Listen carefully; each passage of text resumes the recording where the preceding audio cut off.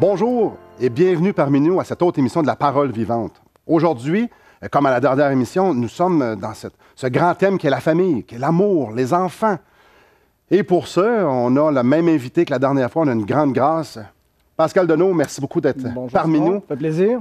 La famille, les enfants. Aujourd'hui, on va parler des enfants, on va parler d'honorer de son père et sa mère, comment ça fonctionne, comment enseigner nos enfants à le faire et comment nous le faire.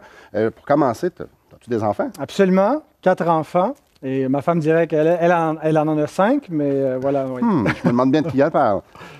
Donc, honore ton père et ta mère. Comment on élève nos enfants dans cette attitude-là pour qu'ils puissent avoir cette conscience-là que Dieu nous demande d'honorer notre père et notre mère? Oui, et puis c'est un thème des plus controversés, s'il en est un, en raison de un peu tout ce qu'on voit dans la société présente qui touche à la famille. Et il y a des précédents, là, qu'on pense à la veille de la chute de l'Empire romain, où c'est une grande période de prospérité qui est venue avec aussi une espèce de relâchement des mœurs, qui affecte toujours le mariage, qui descend toujours jusque dans la famille. Alors, on redéfinit beaucoup ce qu'est la famille, ce qu'est le mariage aujourd'hui. Ça n'existe plus, c'est plus une norme sociale, le mariage hétérosexuel, monogame pour toute la vie. En fait, ce qui a été l'ouverture de cette révision-là, c'est les révolutions qu'on a vues dans les années 60-70, les révolutions un peu peace and love, l'amour libre, et puis qui ont amené même des changements au niveau législatif.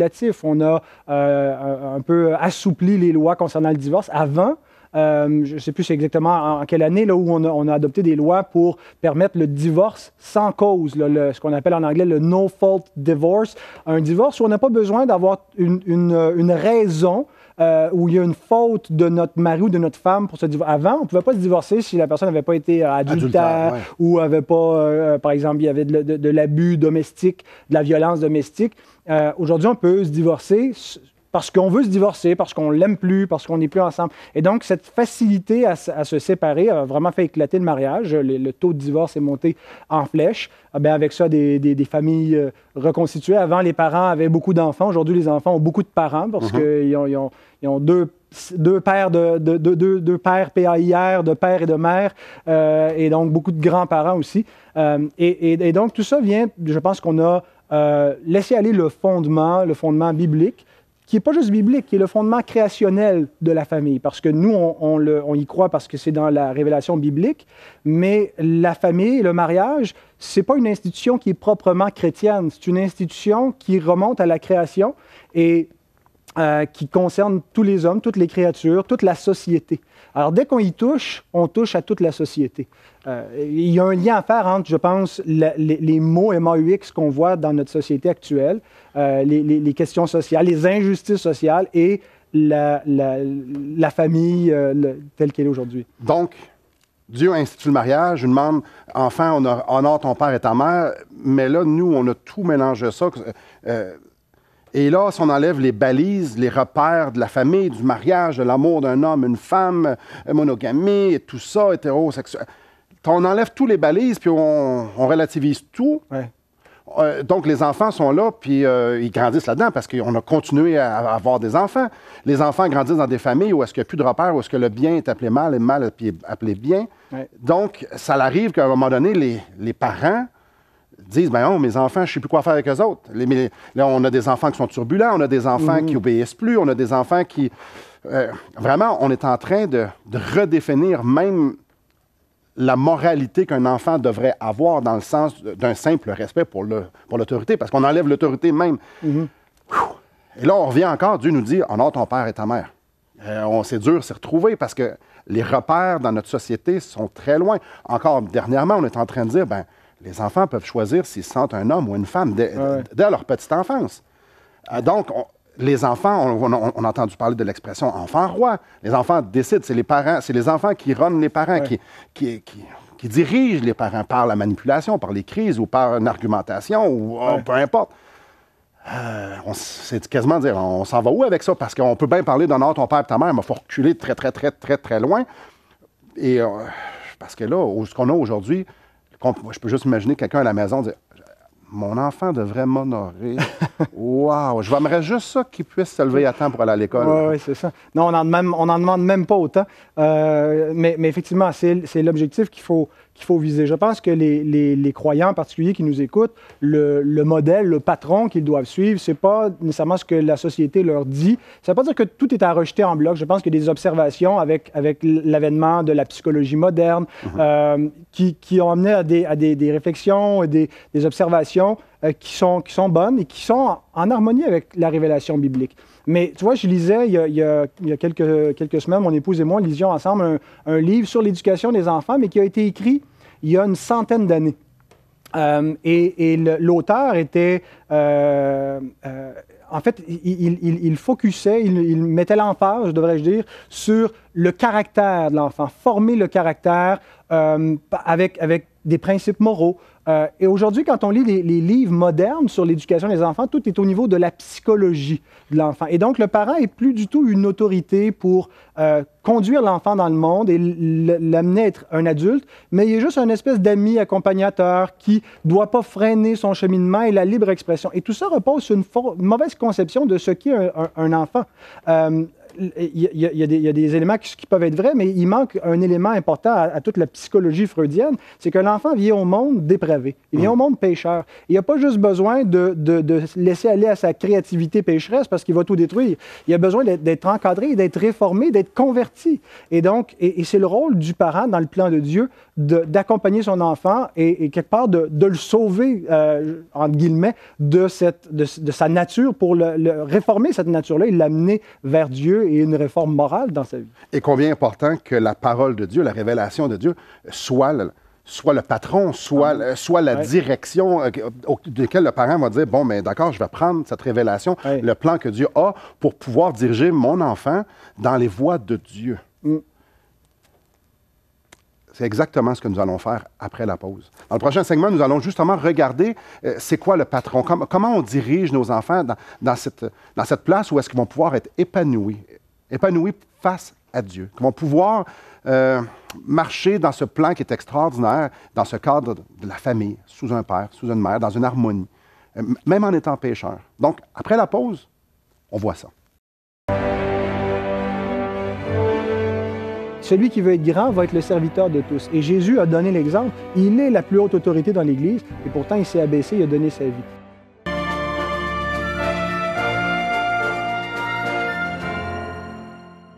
Assistez à un merveilleux déjeuner de l'espoir dans votre région. Un invité vous racontera comment Dieu a transformé sa vie et comment son cœur, souffrant, a trouvé une joie indicible en développant une relation personnelle et intime avec Dieu et son Fils Jésus-Christ. Des églises locales organisent de tels déjeuners dans plusieurs régions du Québec. Découvrez où et quand vous pouvez assister à un déjeuner de l'espoir dans votre région en visitant le site espoir.ca et en cliquant sur l'onglet « Déjeuner ».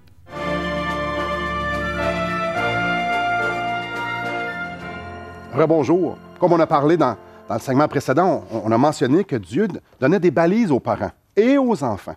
Donc, ce que j'aimerais faire, c'est lire justement un des textes qui parle de ça. Donc, je vous inviterai à prendre votre Bible, de tourner dans Éphésiens au chapitre 6. Je vais lire à partir du verset 1 jusqu'au verset 4. Éphésiens, chapitre 6, verset 1. « Enfants, obéissez à vos parents selon le Seigneur, car cela est juste. Honore ton père et ta mère. C'est le premier commandement avec une promesse, afin que tu sois heureux et que tu vives longtemps sur la terre. Et vous, pères, n'irritez pas vos enfants, mais élevez-les en les corrigeant et en les instruisant selon le Seigneur.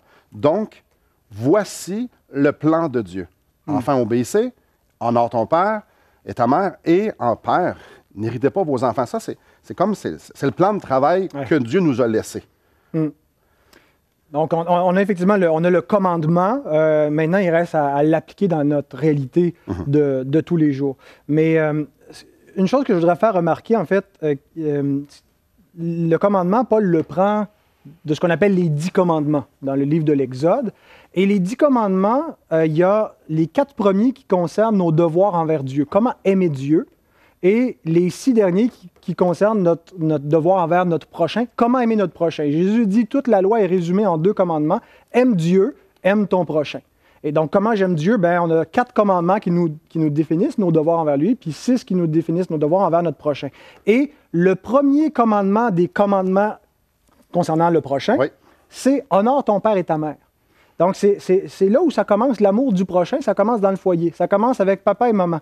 Et donc, c'est aux parents, quelque part, d'enseigner à son enfant à aimer son prochain, à vivre en société. Et il est le premier prochain sur la liste dans la vie de son enfant. Donc, l'enfant n'est pas supposé de trouver ça tout seul à l'école, ou tout seul dans le bois, ou tout seul dans la rue. C'est papa et maman qui lui enseignent. Voilà, c'est notre rôle. En fait, même si le commandement s'adresse aux enfants, Dieu parle aux enfants, puis c'est un des seuls commandements qui est aussi explicite où Dieu s'adresse aux enfants. Honore ton père et ta mère. En fait, c'est pas juste aux enfants, parce que honore ton père et ta mère, ça s'applique aussi aux adultes qui ont encore des parents qui doivent les honorer, mais ça commence dès l'enfance. Mais c'est aux parents, quelque part, de leur enseigner comment les honorer, apprendre à se faire respecter et leur montrer l'amour du prochain. Et Paul souligne avec raison que c'est le premier commandement qu'on retrouve dans la loi de Dieu qui est accompagné d'une promesse. Et en fait, la façon qu'il cite la promesse, il modifie un petit peu la citation originale. Dans le Décalogue, c'était « afin que tu vives longtemps dans le pays que l'Éternel, ton Dieu, te donne ». C'était une promesse où, finalement, si l'ordre social était maintenu par l'ordre familial, bien, Israël allait avoir une longue durée de vie et allait vivre dans un pays paisible dans la terre promise. Finalement, le bien-être d'Israël comme nation dépendait du bien-être de chaque famille individuellement. Et Paul, finalement, fait cette application-là en modifiant. Il disait « afin que tu sois heureux et que tu vives longtemps sur la terre ». Et Paul, en fait, réfléchit à la nature du commandement et de la promesse. Et ça rejoint ce qu'on disait dans le premier segment, que la vie en société dépend de la vie en famille. C'est là où ça commence. C'est la première école où on apprend à aimer, où on est aimé. Et donc, j'ai travaillé comme aumônier dans le service correctionnel du Canada pendant environ 4 ans. Et je dirais que 95% des détenus avec qui j'ai côtoyé, que j'ai rencontrés, il y avait un lien à faire entre leur petite enfance et leur délinquance.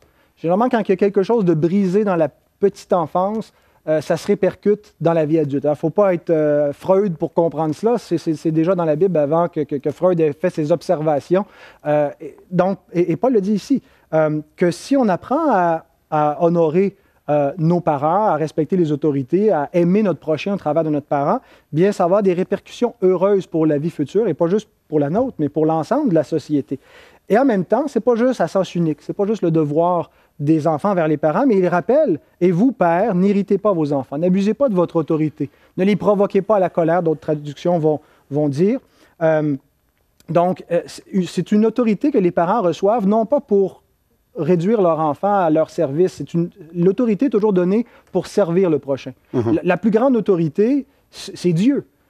Mais l'autorité de Dieu, en fait, il l'a mis au service. Si on prend l'Église, par exemple, Jésus dit, vous regardez les nations, il y a des autorités qui les abusent, qui les tyrannisent. Il n'en sera pas ainsi dans mon royaume. Celui qui veut être grand va être le serviteur de tous. Et Jésus a donné l'exemple. Il est la plus haute autorité dans l'Église, et pourtant il s'est abaissé, il a donné sa vie. Et donc, les parents font de même. Notre autorité, on l'exerce en se mettant au service de nos enfants. Pas en faisant les caprices de nos enfants, mais en faisant ce qui est bien pour eux. Quand une maman se réveille la nuit pour aller au chevet de son enfant ou pour l'allaiter quand c'est un petit nourrisson ou un père qui se sacrifie chaque matin pour aller travailler, qui se lève plus tôt, il se donne, il donne sa vie, il aime les siens faisant ça, il enseigne l'amour à ses enfants. Donc, on a vraiment une richesse dans ce commandement-là et toute la sagesse de Dieu qui nous est exprimée ici. Donc, si je résume ça, je mets ça dans d'autres mots, le père et la mère sont là par leur amour, en train d'enseigner leur enfant, non seulement à être des citoyens épanouis et productifs dans la société, parce que quand on respecte l'autorité, quand on était des citoyens épanouis, mais aussi à goûter le plan de Dieu, d'être dans l'ordre et de pouvoir expérimenter l'amour de Dieu, de pouvoir cohabiter en communauté, parce qu'une famille, c'est une communauté. Exact. Donc, honore ton père et ta mère, c'est beaucoup plus qu'un commandement religieux. Oui. On parle ici de rentrer dans le plan de Dieu, de goûter son amour, goûter sa justice, de goûter le cadre, son autorité d'une façon saine, d'une façon équilibrée, et aussi de pouvoir se développer avec tout ce que ça prend dans une société. Et je fais référence à la première partie où on disait que c'est éclaté aujourd'hui, à quel point c'est important ce qu'on est en train de voir là pour notre famille. Parce que si on se laisse influencer par l'extérieur, on est en train de faire des brèches dans ce que Dieu est en train de faire, de ce qu'il veut pour nous.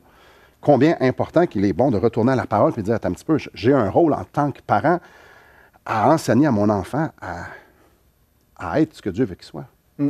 Peut-être que vous avez plein de questions pour nous. Peut-être que vous posez des questions. Là. Dieu, la parole, l'honneur, ton père, ta mère, et tout ça. Alors, j'aimerais vous inviter à communiquer avec nous, de prendre votre téléphone et de signaler 1-877-L'Espoir, 1-877-537-7647 ou encore d'aller sur espoir.ca. Il y a plein de ressources qui sont disponibles pour vous.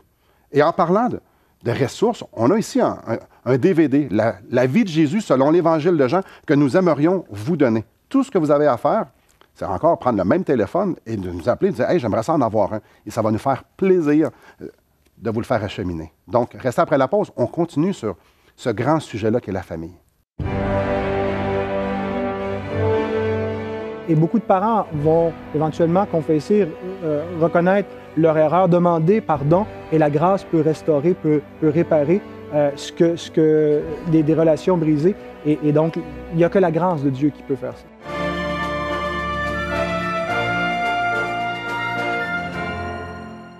Voulez-vous combler le vide dans votre âme? Avez-vous soif d'une sérénité intérieure? La souffrance de votre cœur vous lasse-t-elle? Appelez dès maintenant pour recevoir gratuitement un évangile de Jean pour connaître l'amour de Dieu, un Nouveau Testament pour trouver des réponses à plusieurs de vos questions, le livre Destination finale pour comprendre la nécessité du salut et finalement la Bible et le salut qui nous explique comment recevoir Jésus. Contactez-nous à espoir.ca ou composez 1-877-L'Espoir.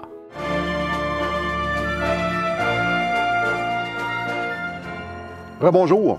Donc, depuis le début de l'émission, on a parlé de justement l'éclatement de la famille, on a parlé de l'éducation des enfants, on a parlé du plan de Dieu qui est très clair, qui est sain, qui est pur, qui peut nous aider à élever nos enfants, les diriger dans une bonne direction, non seulement qu'ils soient des citoyens efficaces et productifs, mais également pour qu'ils puissent plaire à Dieu. Concrètement, comment on enseigne ça à nos enfants, Pascal? Ouais. Bien, le meilleur enseignement, souvent, c'est l'exemple. Parce qu'on peut, le dire à nos enfants, leur répéter. Souvent, quand ils sont tout petits, vient rapidement la période des pourquoi. Hein, ils nous bombardent, on leur demande quelque chose. Oui. Va faire ta chambre. Mais pourquoi? Ou ils nous demandent quelque chose, on leur dit non et ils nous bombardent de pourquoi. Alors, on leur rappelle, c'est simplement parce que je le demande et il y a un principe d'une autorité. Et le plus vite que nos enfants comprennent à respecter une autorité, le mieux ça va être. Mais on peut leur enseigner non seulement en leur disant de nous obéir, mais en leur montrant aussi nous-mêmes en honorant nos propres parents. Hein, généralement, il y a 3 générations. Il y a les enfants, les parents et les grands-parents. Et une fois qu'on est devenu adulte, on n'est pas quitte de nos devoirs envers nos parents. D'ailleurs, l'apôtre Paul nous rappelle ceci, il écrit à Timothée, il y avait des veuves qui étaient parfois sans famille, hein, la veuve et l'orphelin, que l'Église pouvait prendre en charge quand il n'y avait personne d'autre, parce que ça n'existait pas, le filet social au 1er siècle. C'était pas la société qui s'en occupait, c'était la famille. S'il n'y a pas de famille, l'Église était appelée à s'occuper des veuves. Et il dit donc, si une veuve, dans 1 Timothée 5, verset 4, a des enfants ou des petits-enfants, donc c'est pas juste les enfants, mais c'est aussi les petits-enfants, qu'ils apprennent d'abord à exercer la piété envers leur propre famille et à payer de retour leurs parents, car cela est agréable à Dieu, à leur remettre ce qu'ils ont reçu d'eux étant jeunes. Mais il dit aussi, au verset 8, « Si quelqu'un n'a pas soin des siens, surtout de ceux de sa famille, il a renié la foi et il est pire qu'un infidèle. » Wow!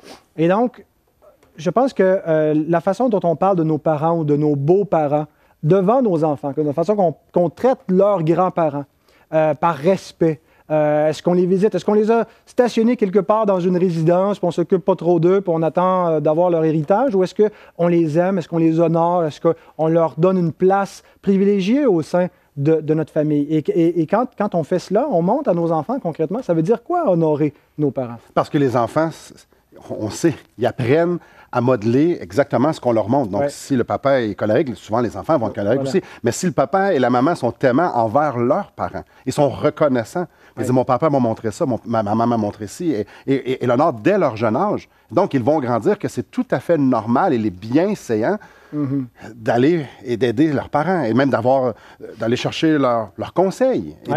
Parce qu'il y a, oui, prendre soin d'eux autres, mais il y a beaucoup de sagesse dans nos parents. Et tu sais, Simon, c'est le meilleur fonds de pension qu'on peut avoir, c'est des enfants. Si on investit en eux, bien, on va moissonner plus tard. On ne le fait pas égoïstement pour que ça nous revienne, mais Paul le dit ici, que les enfants apprennent à rendre à leurs parents ce qu'ils ont reçu d'eux. Alors, tout le monde a peur de vieillir seul, et c'est une des plus grandes souffrances qu'on voit au Québec dans les personnes... La solitude, oui. La solitude. Alors, mais sont où les enfants de ces personnes-là? Et on a appris à se déresponsabiliser. La société, l'État s'en charge. Il y a des fonctionnaires, il y a des infirmières qui vont s'occuper d'eux. Mais c'est pas ça l'amour, c'est pas ça le plan de Dieu. Et les chrétiens, s'ils agissent comme ça, les chrétiens nous disent sont pires que des infidèles. Les parents s'occupent de leurs enfants, changent de couche, les nourrissent, prennent soin, font les devoirs. La liste, elle est vraiment longue et c'est tout à fait normal qu'à un certain moment donné, quand les rôles sont inversés, lorsque la vieillesse vient, que les enfants prennent soin. La parole de Dieu nous dit c'est normal et c'est bienséant. En fait, c'est ce que Dieu nous demande de faire, qu'on prenne soin de nos enfants. Donc, il faut que nos enfants puissent voir qu'il n'y a rien de dissocié. Il ne faut pas qu'il y ait un brisement. Il faut que ça soit conséquent. Donc, la façon dont on a pris soin d'eux autres, qu'on prenne soin de nos parents, nous aussi, et c'est une roue qui tourne comme ça. Je fais ici une petite parenthèse. On parle d'honorer nos parents, prendre soin de nos parents. Et tu es dans le pastorat depuis quelques années, moi aussi. On a rencontré des gens, puis probablement plusieurs de nos auditeurs vont dire « Ouais, t'as peu, Pascal, sinon tu connais pas ma mère, tu connais pas mon père. Je pourrais jamais honorer mon père ou ma mère. Ils ont fait des choses atroces. » C'est la réalité. Le péché amène des brisements et malheureusement, certaines personnes abusent de leur autorité. Et Dieu est totalement contre ça, mais il y a des enfants qui sont brisés. À quelle place on doit honorer et comment on doit honorer? Parce qu'on ne peut pas se soustraire de ce que Dieu nous demande, mais comment on honore quand nos parents ne sont pas honorables? C'est une question qui est difficile, qui est délicate. Je ne pense pas qu'on a assez de place pour élaborer, mais ce qu'on peut dire à la base, c'est qu'effectivement, ce n'est pas un commandement qui est conditionnel. Ce n'est pas « honore tes parents s'ils sont honorables ». C'est « honore tes parents, point, parce qu'ils sont tes parents et parce que toute autorité vient de Dieu. » Et donc, il y a un principe là. Si on se rebelle contre l'autorité, on se rebelle contre Dieu. Maintenant, il y a des parents, des fois, qui ont fait des choses déshonorables. Les honorer, dans ce cas-ci, ne veut pas dire nécessairement de fermer les yeux sur tout ça, de les mettre sur un piédestal, mais veut dire néanmoins de les respecter comme personnes, de chercher à les pardonner. On est appelé à aimer nos ennemis, à pardonner nos ennemis, à prier pour eux. Et donc, c'est sûr que humainement, c'est impossible parfois d'aimer, par exemple, un père qui aurait été abusif, mais par la grâce de Dieu, de chercher à ne pas nourrir cette haine-là, à être capable de montrer le pardon et à conduire nos parents à la repentance et à la grâce quand cela est dû, quand il y a eu de graves manquements. Et beaucoup de parents vont éventuellement confesser, reconnaître leur erreur, demander pardon, et la grâce peut restaurer, peut réparer des relations brisées. Et donc, il n'y a que la grâce de Dieu qui peut faire ça. Oui. Parfois, les relations peuvent être brisées. Parfois, on peut avoir subi des torts. Assurément, à certains niveaux, nous avons tous reçu. Mais oui, comme Pascal vient de le dire, comme la parole de Dieu nous le dit, la grâce de Dieu est toute suffisante pour ça. On va en parler un petit peu après la pause. Mais juste avant d'aller à la pause, j'aimerais ça vous inviter on aimerait ça vous faire un cadeau. On aimerait ça vous donner ce beau livre, Destination finale de Mark Cahill, qui est une explication du plan de Dieu pour chacun d'entre nous. À quel point il nous aime et à quel point il l'a démontré en Jésus-Christ à la croix. Donc, appelez-nous, 1-877-L'Espoir, 1-877-537-7647, et ça va nous faire plaisir de vous l'acheminer. Restez en place, on se revoit après la pause. Jésus nous donne un espoir, il est venu pour racheter la famille, pour racheter des âmes, mais en fait pour nous donner une nouvelle famille.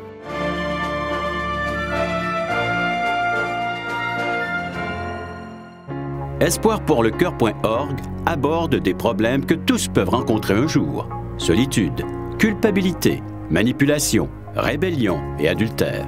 Chaque problème est clairement défini avec ses symptômes et ses caractéristiques. Des pistes de solutions sont données. Le but du site espoirpourlecoeur.org est d'encourager les chrétiens à s'entraider. Pour participer à l'une de nos conférences, consultez notre site espoirpourlecoeur.org.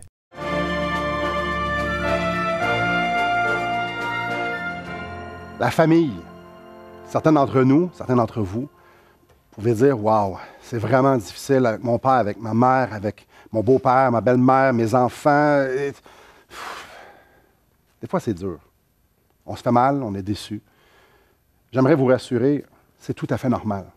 Parce que nous sommes tous des pécheurs. À cause de la chute, nous sommes pécheurs. À cause de notre propension à vouloir être centré sur nous, on fait le mal. Et parfois, on subit le mal des autres. C'est tout à fait normal qu'il y ait des familles, que ça soit turbulent, que c'est pas juste des arcs-en-ciel puis des licornes qui dansent les arcs-en-ciel. Pas juste, même des fois pas du tout. Pas du tout, parce que c'est le résultat de la chute. Oui, exact.